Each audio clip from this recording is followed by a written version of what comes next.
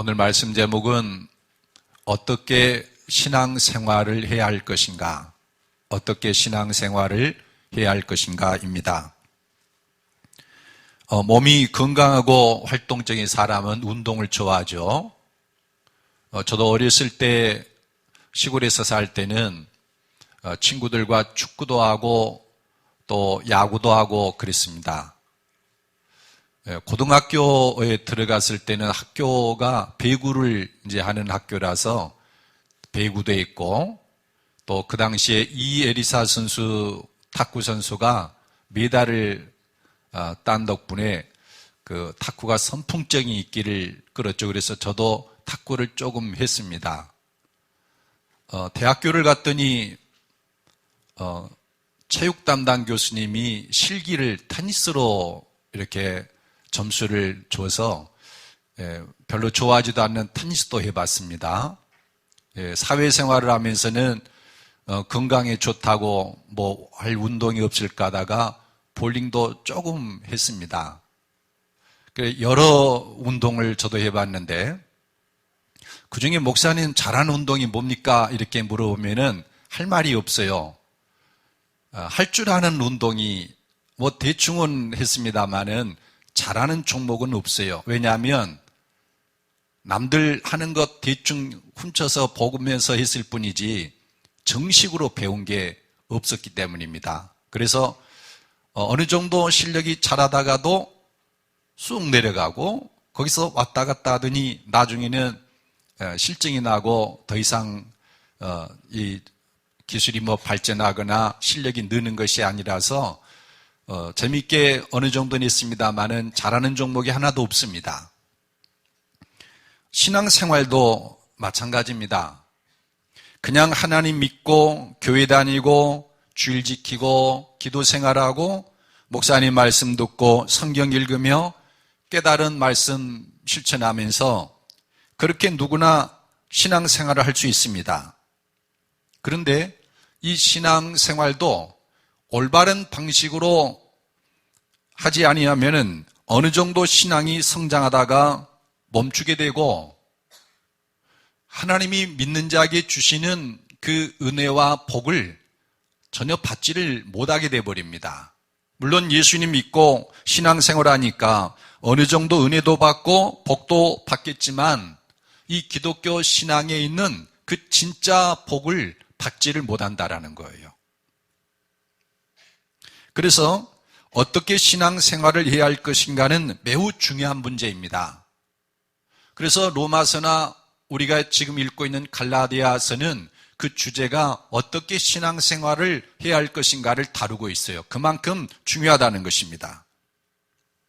오늘 우리가 읽은 갈라디아서 3장 6절로 9절은 먼저 이 6절로 9절은 믿음으로 말미암는 자들에 대해서 말합니다. 그러니까 하나님을 믿는 이 신앙생활을 할 때 믿음이 기초가 돼서 하나님을 섬기는 사람들, 그런 식으로 믿음생활, 신앙생활하는 사람들이 있다는 겁니다. 또 10절로 12절은 율법의 행위로 말미암은 자들에 대해서 말합니다. 그러니까 하나님을 섬길 때 율법에 기록된 그 계명들을 잘 새겨서 성실하게 지키고 그 말씀대로 살려고, 그래서 그 말씀대로 살면서 하나님을 섬기고 기쁘시게 하고자 하는 율법의 행위로 말미암는 자들에서 말합니다. 그러니까 두 가지 신앙생활 방식을 지금 말하고 있는 것입니다. 믿음으로 말미암는 자들과 율법의 행위로 말미암는 자들. 그리고 13절로 14절은 이 두 신앙 방식에 대해서 우리 주 예수 그리스도는 어떤 입장을 취하셨는가 하는 것입니다. 그러니까 오늘 우리가 읽는 이 갈라디아서 3장 6절로 14절은 신앙생활하는 두 가지 방식을 가르쳐 줍니다. 우선 믿음으로 말미암을 수도 있고 율법 행위로 말미암을 수도 있다. 그러면서 이 두 가지 신앙 방식 중에 어느 것이 참된 신앙 방식인가, 이거를 가르치는 겁니다. 먼저 믿음으로 말미암는 자들에 대해서 사도 바울은 갈라디아에 복음을 전했습니다. 바울 사도가 갈라디아 교회에 전한 복음은, 이 갈라디아 지역에 전한 복음은 십자가 복음이었습니다. 여러분 2장 20절 우리가 갈라디아서를 읽으면서 끊임없이 봐야 될 구절입니다. 2장 20절을 다시 한번 읽어보시겠습니다. 2장 20절 시작. 내가 그리스도와 함께 십자가에 못 박혔나니 그런즉 이제는 내가 사는 것이 아니요 오직 내 안에 그리스도께서 사시는 것이라. 이제 내가 육체의 가운데 사는 것은 나를 사랑하사 나를 위하여 자기 자신을 버리신 하나님의 아들을 믿는 믿음 안에서 사는 것이라. 그러니까 바울 사도가 갈라디아에 전한 복음은 십자가 복음이었어요. 예수님이 십자가에 못 박혀 죽으셨습니다. 그런데 이 예수님을 믿는 사람 가운데는 하나님이 이 복음의 능력이 나타나게 하는데 그 믿는 사람을 그리스도와 합하여서 십자가에 함께 못 박혀 죽게 한다는 겁니다. 그래서 이 복음을 믿는 사람은 나는 죽고 오직 내 안에 그리스도께서 살게 하신다라는 거예요. 그래서 이 복음을 믿을 때 내가 그리스도와 함께 십자가에 못 박혀서 나는 죽고 그리스도가 살게 되기 때문에 사람이 의롭다함을 얻는 것은 율법의 행위로 말미암지 아니하고 오직 예수 그리스도를 믿음으로 말미암는다, 이렇게 선포를 했어요. 사도 바울이 갈라디아께 이 갈라디아의 복음을 전하면서 왜 사람이 의롭다함을, 예수 그리스도를 믿음으로 의롭다함을 얻느냐, 예수를 믿을 때 그리스도와 연합이 돼서 내가 그리스도와 함께 십자가에 못 박혀 죽고 그리스도께서 내 안에 살기 때문에, 그래서 복음을 믿음으로, 예수님을 믿음으로 말미암아 의롭다함을 얻는다. 이 복음을 믿는 사람들은 자기 열심을 가지고 율법을 지키려 하지 않습니다. 대신 자기 안에 거하시는 예수님을 믿고 내 안에 계신 그 예수님과 친밀한 사귐 속으로 들어가는 거예요. 예를 들면 이렇습니다. 옆에 있는 사람이 경우에 어긋난 짓을 하면서 내 어떤 분노를 촉발시키는 거예요. 그것도 한두 번도 아닙니다. 마음에 분노가 일어났습니다. 그래서 뭔가를 하고 싶은 충동이 일어나는 거예요. 그때 내 안에 거하시는 예수님의 이름을 부릅니다. 예수님. 그리고 하나님, 저는 그리스도와 함께 십자가에 못 박혀 죽었습니다. 나는 죽고 그리스도께서 내 안에 사시는 것을 믿습니다. 하나님, 나는 그리스도와 함께 십자가에 못 박혀 나는 죽고 그리스도께서 내 안에 사시는 것을 믿습니다. 예수님. 그러면서 내 안에 계신 예수님을 믿고 예수님께로 가까이 나아가는 겁니다. 그 순간 하나님의 역사로 내 안에 일어나는 이 분노가 그리스도와 함께 십자가에 못 박는 역사를 일으킨다는 거예요. 순간적으로 분노가 사라져버리고 뭔가 악을 행하던 그 죄의 유혹으로부터 나를 지켜주시는 거예요. 이런 방식으로 믿음 생활, 신앙 생활하는 것이 믿음으로 말미암은 자들입니다. 이렇게 믿음으로 말미암은 사람들에 대해서 6절로 9절이 말합니다. 여러분 우리 함께 읽어보도록 하겠습니다. 6절로 9절의 말씀 시작.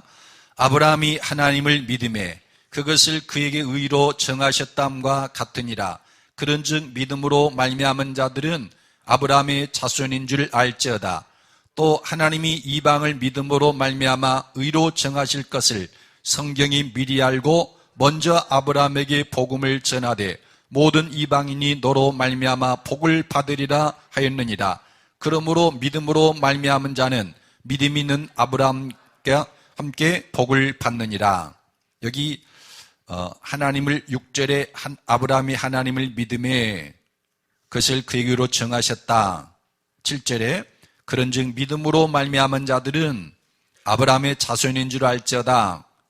8절에 또 하나님이 이방을 믿음으로 말미암아 의로 정하실 것 성경이 미리 알고 9절에 그러므로 믿음으로 말미암은 자는 믿음 있는 아브라함과 함께 복을 받느니라. 믿음으로 말미암는다는 말을 계속 사용하고 있죠. 어떤 분이 믿음으로 말미암는다라는 말을 안 썼으면 좋겠다라고 하는 분이 있었어요. 언젠가 제가 글을 이렇게 썼는데 요즘 젊은 세대들은 말미암는다는 말을 잘 사용하지 않고 그래서 무슨 말인지 이해를 하기 어렵다는 거예요. 성경에 이 믿음으로 말미암은 자들이라는 말은 믿음으로 말미암다는 말은 에크피스테오 이렇게 씁니다. 에크피스테오. 그러니까 이 에크는 전치사인데 뭐랄까요? 무슨 원인이나 동기가 돼서 어떤 여기서부터 이렇게 바깥으로 나오는 걸 표현하는 게 전치사예요. 그러니까 하나님 앞에서 어떤 신앙생활을 하는데 그 동기가 뭐냐면은 하나님을 믿는 믿음, 하나님을 신뢰함으로부터 나오는 신앙생활이다라는 겁니다. 반대로 율법으로 말미암는다라는 말은 성경을 읽고 율법의 계명을 보고 이게 하나님의 뜻이로구나. 그래서 내가 그 율법을 읽고 그 말씀대로 지키려고 애쓰는 거 이거를 율법으로 말미암는다라고 말하고 믿음으로 말미암는다는 뭐냐면은 나는 그리스도와 함께 십자가에 못 박혀 죽었고 그래서 그리스도께서 내 안에 사시니까 이걸 믿음으로 행동을 하는 거예요. 믿음으로 말미암는다. 이 믿음으로 말미암는 신앙에 대해서 바울 사도는 말합니다. 이 믿음으로 말미암는 이 신앙이 신앙의 본래 형식이다, 본래 형태다라는 겁니다. 누군가 하나님을 믿는 이 믿음, 신앙생활을 한다고 하면은 그 가장 최초의 하나님을 섬기는 그 신앙, 그 방식은 믿음으로 말미암는 것이었다. 율법을 읽고 그 안에 기록된 말씀을 깨닫고 그 말씀대로 살고자 하는 이것이 기초가 아니라 원래 신앙 형태가 아니라 믿음으로 말미암는 것이 본래 신앙 형태다. 6절로 9절에 나오는 그 사람은 아브라함이죠. 아브라함은 믿음의 조상입니다. 그 아브라함이 의롭다함을 얻은 것은 믿음으로 말미암았어요. 그러니까 믿음의 조상, 처음으로 신앙생활을 했던 이 아브라함이 하나님께 의롭다함을 얻은 것이 하나님을 믿음으로 의롭다함을 얻었다고 하면 믿음으로 말미암은 신앙의 형태가 본래 신앙 형식이 아니겠느냐 이런 말을 지금 하는 겁니다. 사람들이 알기로는 우리 기독교가 유대교에서 나왔죠. 유대교와 기독교의 차이는 하나님과 그 백성과 맺은 언약이 그것이 차이가 있는 거예요. 유대교는 하나님과 그 백성 사이에 맺은 언약이 율법이 기초가 돼요. 내가 너에게 명하는 이 율법을 읽고 잘 그대로 지켜 행하겠느냐? 예, 그렇게 하겠습니다. 그러면 하나님이 언약을 맺어가는 거예요. 그러니까 그 백성들은 하나님의 말씀 율법을 열심히 읽고 그 율법을 그대로 지키려고 애쓰는 거예요. 그게 유대교 신앙 방식입니다. 기독교 신앙 방식은 어떠하느냐? 복음을 들어요. 복음을 듣고 믿습니다. 예수님이 우리를 위해서 십자가에 죽으셨습니다. 그 복음을 믿을 때 나는 그리스도와 함께 십자가에 못 박혔고 그런즉 이제는 내가 사는 것이 아니요 그리스도께서 내 안에 사십니다. 아멘 하고 믿는 거예요. 그러니까 이 기독교의 신앙 방식, 그러니까 이 언약의 방식은 복음이 중심이 돼서 하나님과 그 백성과의 언약이 맺어지는 거예요. 네가 이 복음을 믿겠느냐? 네, 믿겠습니다. 예수님이 우리 죄를 위해서 죽으셨고 그래서 그것을 믿으면 너도 함께 예수님과 함께 죽고 이제는 나는 죽고 그리스도께서 내 안에 사시는 것을 믿겠느냐? 아멘, 믿습니다. 그러면 하나님과 언약이 맺어진다는 거예요. 그런데 많은 사람들이 이렇게 생각을 합니다. 유대교가 먼저였고 기독교는 유대교에서 나온 것이기 때문에 율법의 행위로 의롭다함을 얻고자 하는 그 신앙의 형식이 복음을 믿고 믿음으로 하나님을 섬기는 신앙보다 먼저인 것이 아니겠느냐 이렇게 생각을 하는 거예요. 근데 사도 바울은 아니다라는 거예요. 그 증거로 믿음의 조상 아브라함, 이스라엘의 조상, 유대교의 조상인 아브라함은 율법이 없던 시대에 400년이 지난 다음에 율법은 생겼습니다. 율법이 없던 시대에 하나님을 믿었더니 하나님이 그를 의로 여기셨다. 그러니 신앙의 본래 형태는 믿음으로 말미암는 것이라 한다. 그걸 말하고 있는 거예요. 그리고 이 아브라함이 의롭다함을 얻은 것은 믿음으로 말미암은 것이다라는 걸 말하는 겁니다. 율법의 행위로 얻은 것이 아니라는 거예요. 6절에 보면 아브라함이 하나님을 믿음의 것을 그에게 의로 정하셨담과 같으니라. 아브라함이 하나님을 믿었더니 하나님이 그것을 그에게 의로 정하셨다. 창세기 15장에 그런 내용이 나오는데요. 하나님이 아브라함에게 많은 복을 주었습니다. 근데 어느 날 또 말씀하시는 거예요. 아브라함아, 나는 너의 지극히 큰 상급이요 너의 방편이라. 너에게 앞으로도 더 많은 복을 주고 너를 지켜주겠다, 이런 말이에요. 그러니까 아브라함이 하나님께 말씀드립니다. 하나님, 그런데요, 저는 자식이 없어요. 그러면 누가 하나님이 주신 복 물려줘야 됩니까? 그러니까 하나님께서 아브라함을 데리고 바깥에 나가서는 그러는 거예요. 저 별 좀 봐라. 내가 내 자손을 저 하늘의 별처럼 많게 해주겠다. 그러니까 아브라함이 하나님을 덥석 믿어버리는 거예요. 그때 아브라함의 나이가 85세였습니다. 자기 아내의 경수가 끊어진 상태였어요.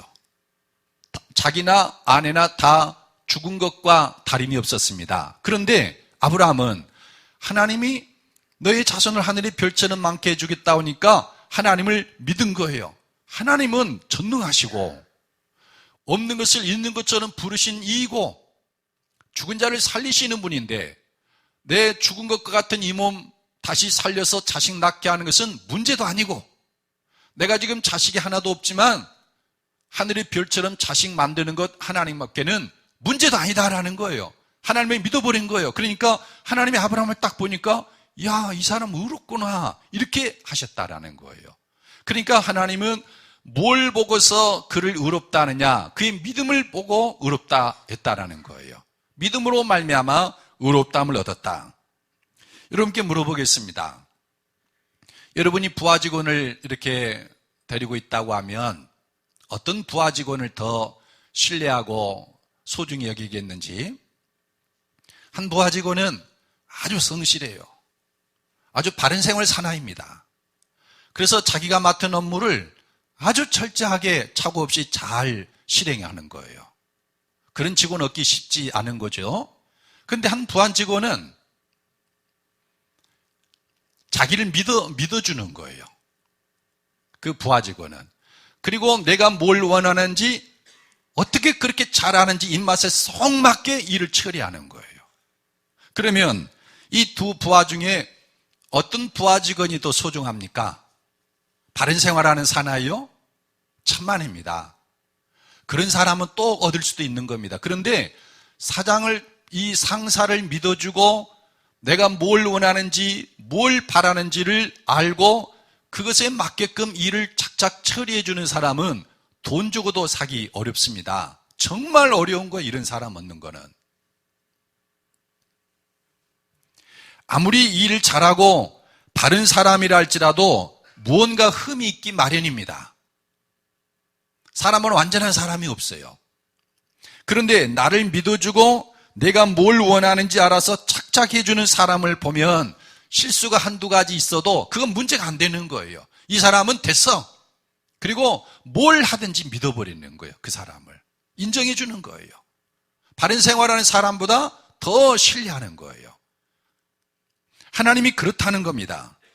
율법의 계명을 착실하게 지켜나가는 사람 보면 귀합니다. 하나님 말씀을 읽고 하나님 말씀 그 계명대로 하나씩 실천해 나가는데 정말 신실해 보이는 거예요. 그런데 하나님이 귀하게 여기는 사람은 그런 사람보다도 어떤 상황에서도 하나님을 믿고 묵묵히 따르는 자입니다. 하나님의 선하신 분이다. 하나님은 능력이 있으신 분이시다. 하나님의 생각은 우리의 생각보다 훨씬 깊고 우리를 향한 그 생각은 많다. 그래서 하나님이 하시는 말씀이라고 하면은 덮어놓고 믿고 하나님께 순종을 하는 그런 사람, 이런 사람을 볼 때 하나님은 의롭다 이렇게 여기신다는 거예요. 그냥 난 하나님 믿어요 하고 신앙 고백하는 그 정도 말하는 게 아니라 아브라함을 지금 이야기하는 거예요. 아브라함은 하나님 믿었어요. 내 나이 85세지만 하나님은 말씀한 걸 반드시 이루신다. 그리고 그 문제에 대해서는 염려, 근심, 걱정 다 놔버리는 거예요. 하나님이 말씀하셨으니까 이루신다. 그리고 그 하나님을 믿음으로 살아가는 거예요. 그 행동 속에는 이 믿음이 기초가 돼서 모든 게 나오는 거예요. 자기 종을 상속자로 삼으려고 했던 것 무효가 되는 거예요. 그리고 하나님이 어느 땐가는 주실 그 자식을 생각을 하면서 그렇게 살아가는 겁니다. 그런 사람을 하나님은 의롭다고 하신다. 이게 믿음으로 말미암는 자들입니다. 그래서 믿음으로 말미암는 자들은 하나님께로부터 의롭다함을 얻을 뿐만 아니라 하나님이 예비해 놓으신 그 축복들, 그 복들을 전부 받아 누릴 수 있다는 거예요. 그래서 신앙생활은 이렇게 하라는 겁니다.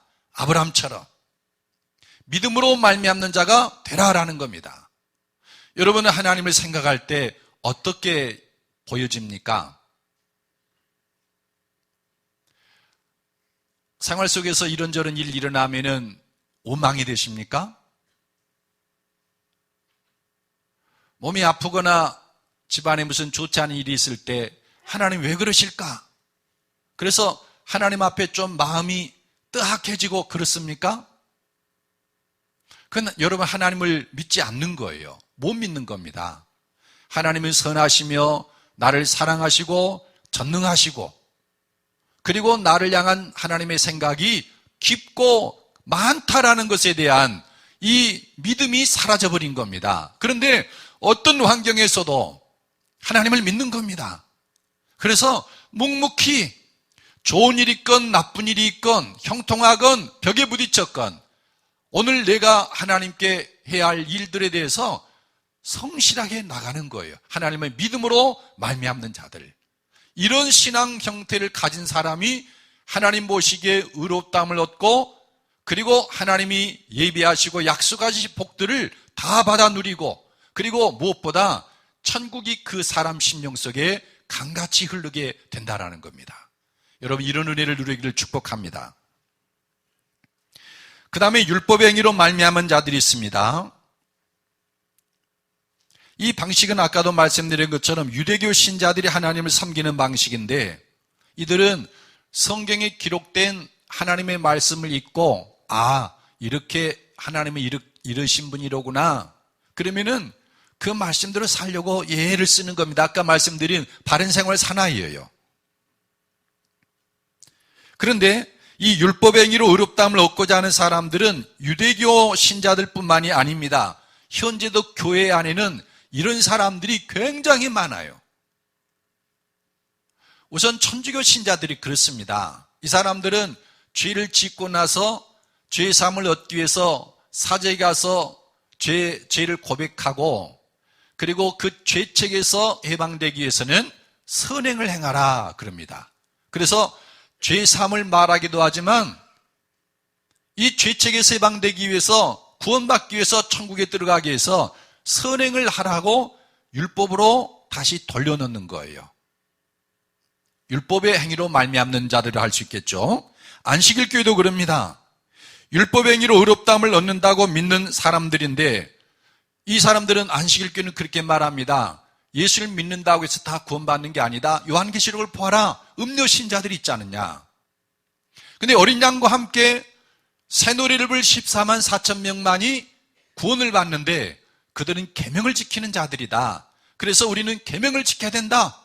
말일에 하나님의 진짜 성도가 되려면 계명을 지켜야 되니 안식일 지키자, 돼지고기 먹지 말자, 피 있는 고기 먹어서는 안 된다. 이런 식으로 계속 계명을 지키도록 만들어요. 율법의 행위로 돌아가게 만드는 거죠. 메시아닉 교회도 마찬가지입니다. 이 메시아닉 교회는 구약 성경을 정경으로 그대로 믿어요. 신약 성경도 믿지만 구약에 있는 율법을 절기를 다 지켜요. 그렇지만 유대교와 다른 점이 하나가 있는데 예수님을 메시아로 믿습니다. 우리를 구원하러 온 구약 성경에 예언된 그 메시아가 예수님이다. 그렇지만 그들의 신앙 기초는 율법에 놓여 있는 거죠. 바울의 사관적 막파의 주장은 이렇습니다. 구원은 하나님의 은혜로 얻지만 그 받은 은혜를 유지하려면 율법을 지켜야 된다. 은혜로 시작했다가 율법으로 마치도록 하는 거죠. 또 교회 안에 어떤 이들은 행함 있는 믿음이라야 구원을 얻는다고 하면서 율법 중에 도덕법은 폐해졌지만, 의식법은 폐해졌지만 도덕법은 지켜야 된다. 이렇게 해서 율법의 도덕법을 지키도록 하는 겁니다.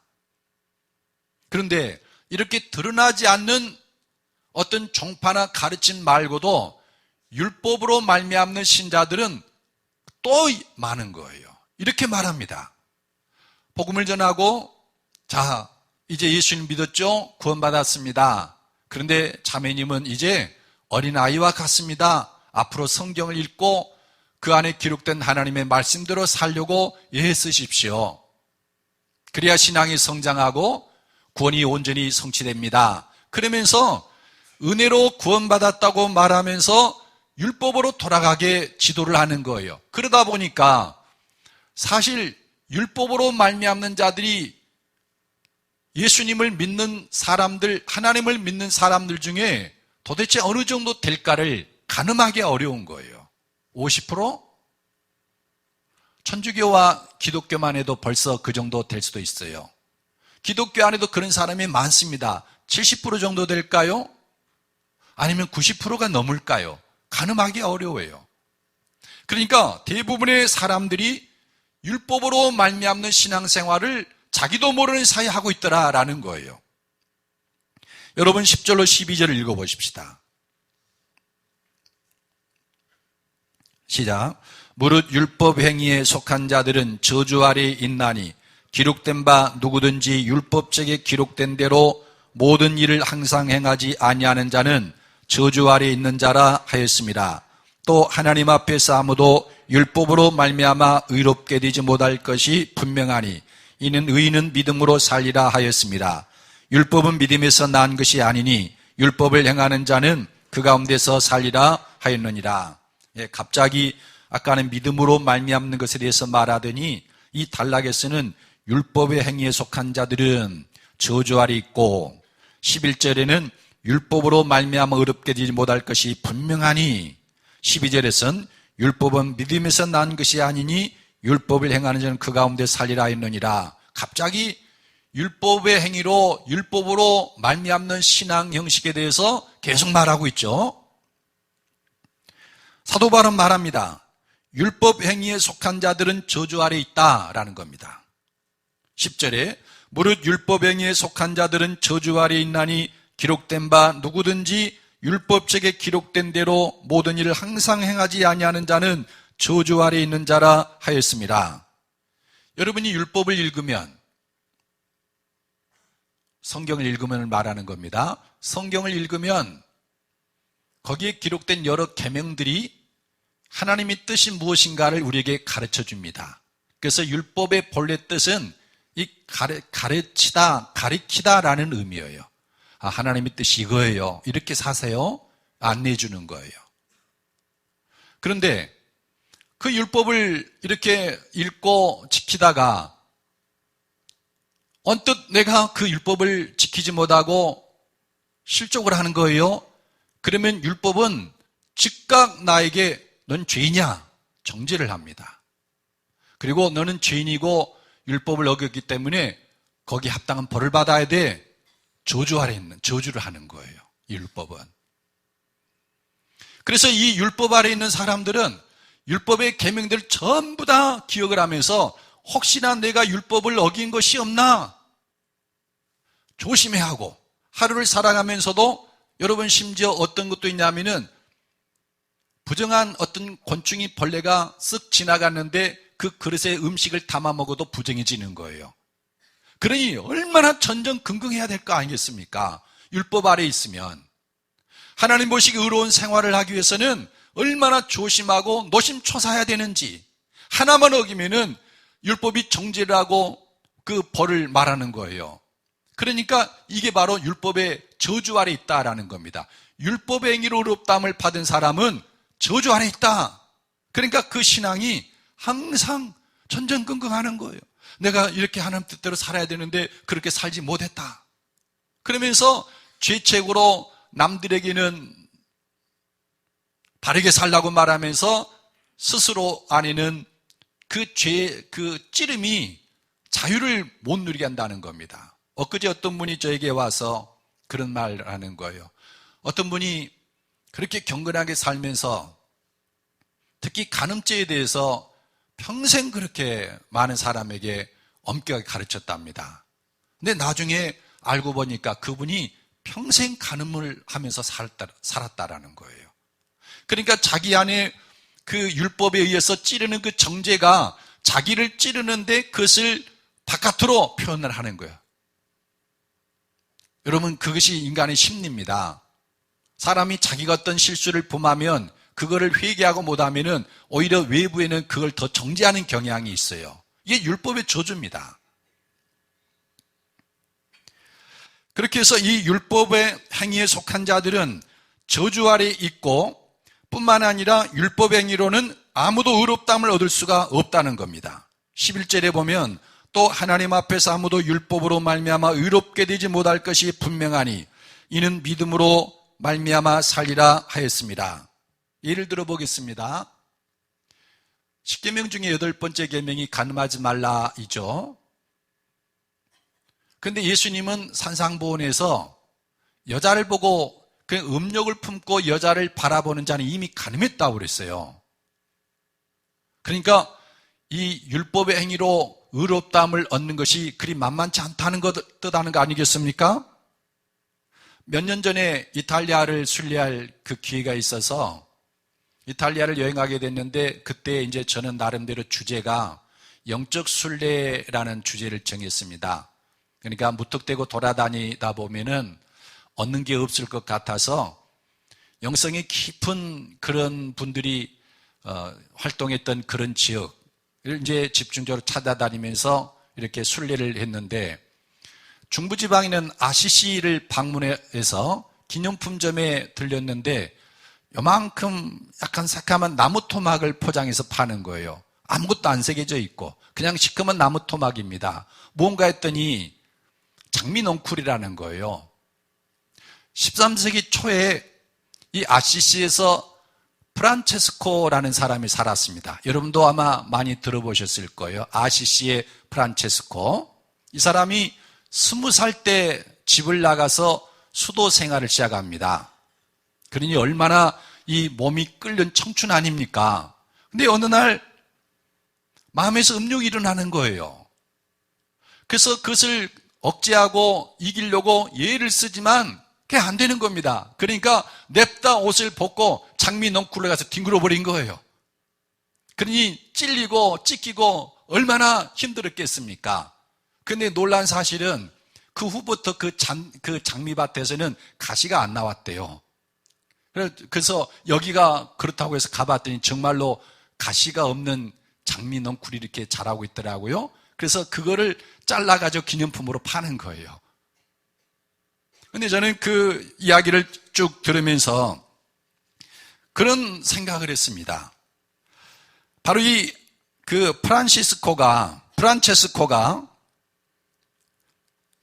의로워지기 위해서 예쓴 그 모습들, 이걸 생각을 하면서 속으로 웃음이 나오는 거예요.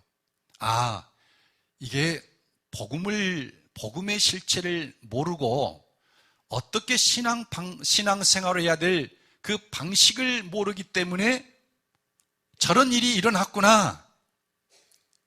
가시 넝쿨에 들어가서 뒹굴면서까지 자기를 극복하려고 한 거예요. 의롭게, 하나님 보시기에 의롭게 살려고 한 거예요. 여러분, 프란체스코가 성공했겠습니까? 못했겠습니까? 그 문제에 대해서. 그렇게 했으니까 성공했을 것 같아요? 아닙니다. 어쩌면 그 순간은 극복했을지 모르지만 그러나 20살 청춘에게서 나오는 그 정열을 어떻게 다 극복하고 삽니까? 그 문제뿐입니까? 다른 숱한 윤리적 문제의 율법은 또 어떻게 하는 겁니까? 그래서 성경은 말합니다. 율법의 행위로는 의롭다 할 사람이 아무도 없다라는 거예요.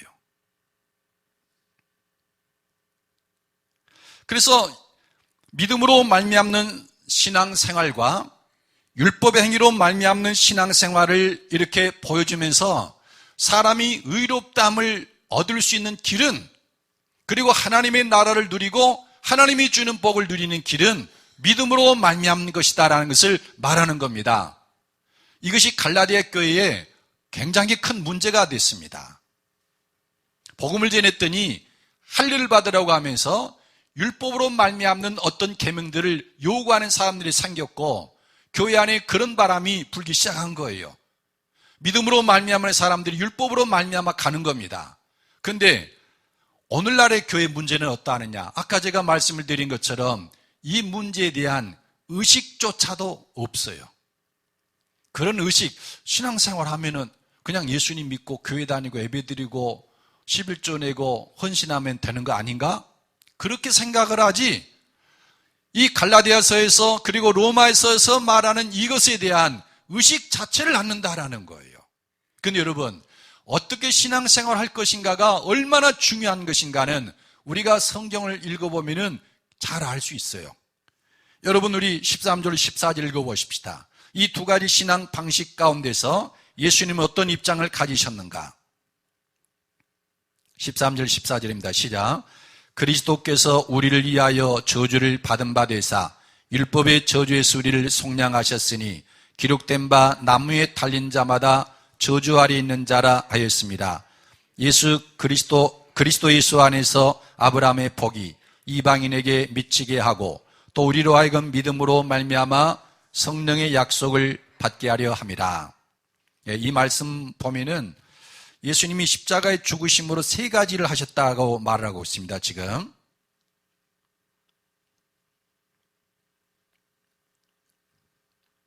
예수님이 십자가에 달려 죽으심으로 저주를 받으셨는데, 예수님이 십자가에 달려 죽으심으로 인해서 세 가지 일을 우리에게 이루신다라는 겁니다. 그 첫째는 율법의 저주에서 우리를 속량하셨다. 속량했다란 말은 빼내주는 겁니다. 종노릇하는 사람을. 그러니까 율법 아래에서 율법이 요구하는 바를 지켜 행하고 그것을 지키지 못하면 정죄를 당하고 저주 아래에 있는 이런 운명에 있는 사람을 예수님이 십자가에서 죽으심으로 그 신앙체계에서 건져냈다라는 겁니다. 빼내줬다라는 거예요. 속량하셨으니 너의 종을 자유인이 되게 하는 것을 가리켜요. 그래서 율법의 저주에서 속량했다. 그 다음에 두 번째로는 아브라함의 복이 이방인에게 미치게 하고 그랬습니다. 우리가 이방인이죠. 아브라함이 하나님을 믿음으로 의롭다함을 얻었는데 그 복을 이방인 모든 사람도 다 누릴 수 있게끔 하셨다. 그러니까 예수님을 믿으면 아브라함이 하나님께 의롭다함을 얻은 것처럼 이방인들도 다 아브라함의 그 복, 의롭다함을 얻게 된다. 서두에서 말씀드린 것처럼 예수님 믿을 때 우리가 그리스도 앞에 함께 십자가에 못 박히고 나는 죽고 그리스도께서 내 안에 사시게 되니까 누가 봐도 의로워지는 거 아니겠습니까? 그건 완전한 의로움이에요. 나는 죽고 그리스도가 내 안에 사는데 하나님이 우리 중심을 봐도 이 사람 의롭다 그러지 죄인이라고 그럽니까? 그의 아들 예수 그리스도를. 나는 죽고 그리스도로 사니까. 그 다음에 세 번째 이루는 일이 뭐냐면은 성령의 약속을 받게 하려 함이라 성령을 부어주십니다. 예수님이 십자가에 죽으심으로 그를 믿는 자들에게 성령을 부어주시고 그 후로부터 성령의 역사가 우리 가운데서 이루어지게 하는 겁니다. 마음을 깨끗하게 하고 양심을 깨끗하게 하고 사람을 정결하게 하고 완전히 변화시켜버리는 거예요. 그래서 예수님이 왜 십자가에 달려 죽으셨느냐? 그 율법의 저주에서 우리를 속량하고 아브라함이 믿음으로 의롭다함을 얻은 것처럼 모든 사람이 그렇게 의롭다함을 얻게 되고 성령을 선물로 받게 하셨다. 예수님의 죽으심의 목적이. 잘 생각해 보십시오. 이거는 예수님이 죽으신 이유가 율법으로 말미암는 이 사람들을 믿음으로 말미암는 사람이 되도록 하기 위해서 예수님이 십자가에 죽으셨다는 거예요. 그만큼 중요하다는 겁니다. 어떻게 신앙생활하느냐? 어떻게 믿음은 어떻습니까, 목사님? 성경 말씀 믿고 성경 말씀대로 살면 얼마나 그 사람 신앙이 좋은 겁니까? 신실합니까? 왜 그걸 탓합니까? 믿음으로 말미암든지 율법으로 말미암는지 하나님 뜻대로 살려고 하는 것 아닙니까? 왜 그것 가지고 탓하십니까? 근데 여러분, 예수님은 그것 때문에 죽으셨는데요. 얼마나 중요한 문제면 그렇겠습니까? 여러분이 율법 아래서 하나님의 뜻대로 살아보려고 애써 보십시오. 이미 말씀드린 거겠지만 신앙이 깊어질수록 정죄하는 거예요. 자유가 없어집니다. 남들 앞에서는 경건하게 살려고 말하지만 홀로 하나님 앞에 섰으면은 정말 쥐구멍을 찾고 싶은 심정이 되는 거예요. 자유가 없습니다. 생명이 메말라 버려요. 근데 믿음 안에 있는 사람들은 그렇습니다. 하나님, 제가 또 죄를 범했네요. 원래 나에게는 희망이 없습니다. 나는 십자가에 죽었습니다. 하나님, 예수님 내 안에 사시는데 예수님 제 안에서 역사해 주세요. 인간에게 원래 희망이 없어요. 자기에게 희망이 없었던 사람이고 내 안에 계신 예수님, 그 복음을 통해서 나를 새롭게 하실 하나님을 믿는 거예요. 아브라함이 85세 때 약속을 받았지만 1년, 2년, 3년 지나도 자식이 없는데 아브라함은 그랬습니다. 믿음이 약해지지 아니하고 오히려 믿음이 견고히 되어 하나님께 영광을 돌렸다. 하나님은 나 같은 이런 사람을 그래도 자식 낳게 해 주실 걸 나는 믿습니다. 우리가 그러는 거예요. 하나님, 나 같은 사람이지만 하나님이 그리스도의 십자가 복음을 통해서 나를 의롭게 만들어 주실 나는 믿습니다. 의의 열매가 하늘의 별처럼 많게 해주실 것을 나는 믿습니다. 그렇게 믿으니까 정죄의식이 어디가 있어요? 자유가 있습니다. 실패해도 그것 때문에 주지 않는 것이 아니라 생명수가 그 심령수에 계속 흘러가는 거예요. 이 문제는 예수님이 십자가에 달려 죽으신 것이 신앙 방식을 바꾸기 위한 것이라는 것을 사도 바울은 로마서에서도 말한 적이 있어요. 여러분, 우리 성경을 펴서 함께 읽어보십시다. 로마서 7장 1절로 6절의 말씀.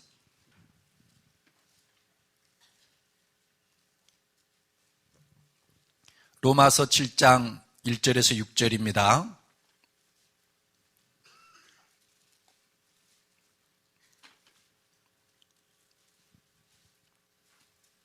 함께 읽어보겠습니다. 시작. 형제들아, 내가 법 아는 자들에게 말하노니 너희는 그 법이 사람이 살 동안만 그를 주관하는 줄 알지 못하느냐. 남편 있는 여인이 그 남편 생전에는 법으로 그에게 매인바 되나 만일 그 남편이 죽으면 남편의 법에서 벗어나느니라. 그러므로 만일 그 남편 생전에 다른 남자에 가면 음녀라. 그러나 만일 남편이 죽으면 그 법에서 자유롭게 되나니 다른 남자에게 갈지라도 음녀가 되지 아니하느니라. 그러므로 내 형제들아, 너희도 그리스도의 몸으로 말미암아 율법에 대하여 죽임을 당하였으니 이는 다른이 곧 죽은 자 가운데서 살아나신 이에게 가서 우리가 하나님을 위하여 열매를 맺게 하려 함이라. 우리가 육신에 있을 때에는 율법으로 말미암는 죄의 정욕이 우리 지체 중에 역사하여 우리로 사망을 위하여 열매를 맺게 하였더니 이제는 우리가 얽매였던 것에 대하여 죽었으므로 율법에서 벗어났으니 이러므로 우리가 영의 새로운 것으로 섬길 것이요 율법 조문에 묵은 것으로 아니할지니라. 아멘. 전에 로마서를 강의하면서 로마서의 주제가 복음 안에서 영으로 하나님을 섬기는 것이다 말씀을 드렸습니다. 율법 안에서 육체로 하나님을 섬기는 신앙을 버리고 복음 안에서 영으로 하나님을 섬겨야 된다. 이 로마서 7장 1절로 6절은 이런 이야기입니다. 어떤 여자가 있었는데 남편이 아주 포악하고 무정한 남편이에요. 아주 죽기보다 싫은 남자였어요. 그런데 그렇다고 해서 남편 버리고 다른 남자하고 같이 살면은 음녀가 되잖아요. 왜냐하면 남편의 법에 얽매여 있습니다. 언약을 맺었고 나는 이 남자의 아내고 이 남자는 나의 남편인 거죠. 그런데 이 남편이 어느 날 죽어버렸습니다.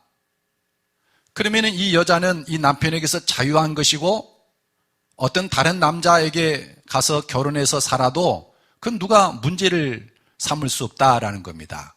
우리 사회에서 일어나는 상식적인 이야기예요. 사도 바울이 이 말을 하는 이유는 예수님이 죽으심의 의미를 설명하게 한 겁니다. 예수님이 죽으심으로 인해서 그를 믿는 사람이 그리스도와 연합을 해서 함께 십자가 못 박혀 죽습니다. 그러니까 죽었으니까 남편에게 자유 해방된 그 여자처럼 이전에 나를 얽매고 있던 율법으로부터 벗어나게 된다라는 거예요. 예수님이 죽으심의 목적이 나를 율법의 속박에서 벗어나서 나를 위해 죽었다가 살아나신 그리스도께 가서, 그러니까 이제는 율법에서 벗어나서 예수님을 믿는 믿음으로 살아서 하나님을 향한 열매를 맺게 하려고 예수님이 십자가에 죽으셨다라는 거예요. 그렇다면 갈라디아서도 말했지만 로마서에서도 사도 바울은 계속 말하는 겁니다. 예수님이 죽으심이 무엇을 위한 죽으심인가? 우리의 신앙 방식을 바꾸기 위한 것이라는 거예요. 율법 아래에서 율법행위로 의롭다함을 얻고 하나님을 기쁘시게 하려는 삶을, 그것에서는 이제 버리고 벗어나서 믿음으로, 내 안에 계신 예수님을 믿는 믿음으로 예수님과 친밀한 사귐을 가지고 예수님과 함께 주님이 내 안에서 나를 의롭게 하고 나를 새롭게 할 것을 믿고 묵묵히 주님과 친밀한 사귐 가운데로 나가라고 예수님이 십자가에 죽으셨다라는 거예요. 예수님이 죽으시면서까지 이루고자 했던 일이라면 이게 얼마나 중요한 일이겠어요, 그것이. 이건 보통 문제가 아닌 거예요. 근데 아까도 말씀드린 것처럼 많은 사람들이 어떻게 신앙생활을 해야 될 것인가에 대해서 무감각합니다. 의식이 없는 거야, 아예. 그 자체가. 제 언어가 쉽고 여러분이 평이하게 알아들을지 못할 것 같은 염려가 있습니다. 근데 이거는 여러분 정말 중요한 거. 우리가 예수님 믿고 신앙생활하는 일이 하나님 앞에 의롭다함 받기 위한 것 아닙니까? 의롭다함 받아야 내 백성이고 천국도 있는 것이고 하나님의 은혜도 있는 거 아니겠습니까? 너는 죄인이다. 그러면 이건 끝장인 거예요. 믿어봐야 아무 소용도 없습니다. 지옥에 가는 것이고 또 현실에 하나님의 나라가 임할 수도 없는 것이고 죄인에게 하나님이 가까이서 어떻게 은혜와 복을 내리시겠습니까? 이건 현실적인 문제인 거예요. 그런데 믿음으로 말미암은 신앙생활을 해야만 그 사람이 의롭다함을 받고 그리고 성령이 그 사람 가운데 임하고 그리고 하나님의 나라가 그 사람 속에 현실이 돼서 임한다는 겁니다. 나타난다는 거예요. 말씀을 맺겠습니다. 여러분은 어떤 방식으로 신앙생활을 합니까? 성경을 읽고 깨달은 그 말씀대로 애써 살려고 노력하십니까? 그것이 전문 용어로 율법으로 말미암는 신앙이에요. 그게. 근데 대부분의 그리스도인이 그런 방식으로 생활하잖아요. 근데 믿음으로 말미암는 신앙생활은 우선 하나님을 아는 게 중요해요. 인격적으로 아는 겁니다. 그리고 그분과 친밀한 교제와 사귐을 누리면서 살아가는 거예요. 제가 이렇게 보면은 우리 교회 성도들 저를 잘 알지만 그러면서도 어쩜 저렇게 나를 모를까 하는 경우들이 굉장히 많아요. 그 이유는 뭐냐면은 친밀한 사귐이 좀 없어서 그랬을 것 같아요. 제 책임도 있고 여러분도 생활에 바쁘다 보니까 그랬을 테고 소소한 여러 일들 이렇게 전해서 목사님 이런 일이 있는데 목사님 어떻게 하면 좋을까요? 그렇게 해서 기도 좀 해주세요. 이런 거 여러분 어렵게 하고 저를 패기치는 게 아니에요. 저는 그런 전화 받는 걸 굉장히 좋아합니다. 이 사귐이에요. 그러면 저를 알고 제가 뭘 원하는지 좀 더 아실 것 아니에요?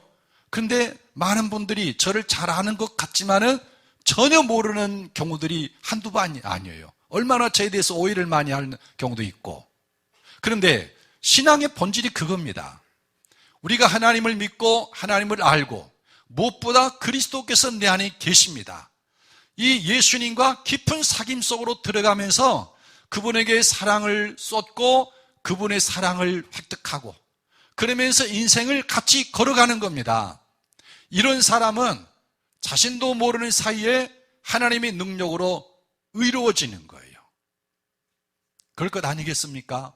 예수님을 알고 아침부터 저녁까지 사귐 가운데 살아가는데 어떻게 죄를 범할 수가 있겠어요?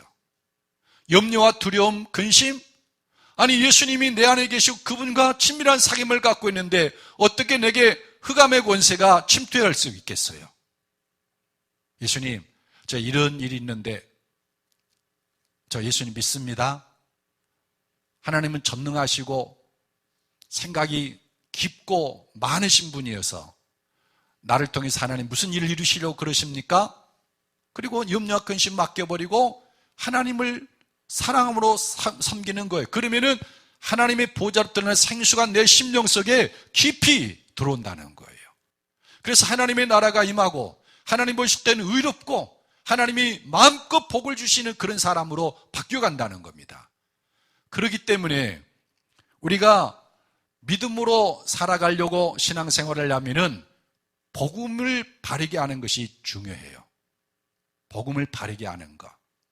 처음에 우리가 갈라디아서 2장 20절을 읽었지만 내가 그리스도와 함께 십자가에 못 박혔나니 그런즉 이제는 내가 사는 것이 아니요 오직 그리스도께서 내 안에 사시는 것이라. 이 복음을 확실하게 알고 믿을 때 우리는 주님과의 사귐이 성립이 되는 것이고 그리고 주님과의 사귐을 통해서 믿음으로 말미암는 신앙생활이 가능해집니다. 이게 안 되면, 이 복음이 정립이 안 되면 아무것도 안 되는 거예요.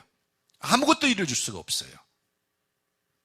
오늘 긴 말씀을 전했는데 내가 어떤 식으로 신앙생활을 하고 있는가, 어떻게 신앙생활을 하고 있는가는 어떤 상황, 어떤 현장, 그게 무시가 되는 거예요.